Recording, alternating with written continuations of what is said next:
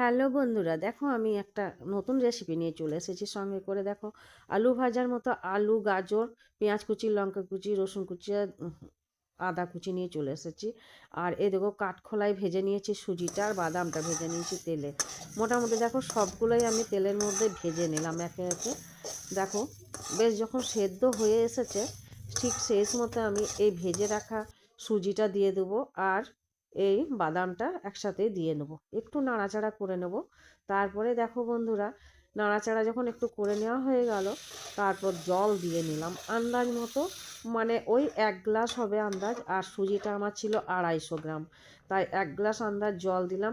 একটুখানি ফুটবে, বেশি ফুটাবো না। ঠিক সেই সময়তে দেখো জলটা শুকিয়ে এসছে।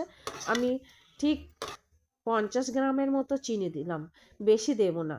বেশি দিলে কীরকম ভালো লাগে না খেতে, তাই 50 গ্রামের আন্দাজ চিনি দিলাম। বেশ খানিকক্ষণ নাড়াচাড়া করলাম। চিনিটা যখন ভালোভাবে মিশে গেল, তখন ওপর থেকে দিয়ে নিলাম একটু গাওয়া ঘি। যদি কেউ গাওয়া ঘি না খেতে পছন্দ করে, তাহলে বাটারও দিতে পারে, তবে গাওয়া ঘিটা দিলেই ভালো লাগে।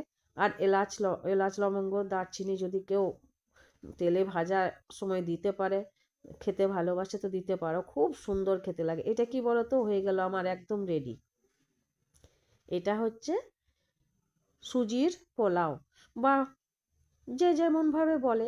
কেউ বলে এটা উপমাও বলে। তো কেমন লাগলো ভিডিওটা, অবশ্যই কমেন্ট করে জানানো।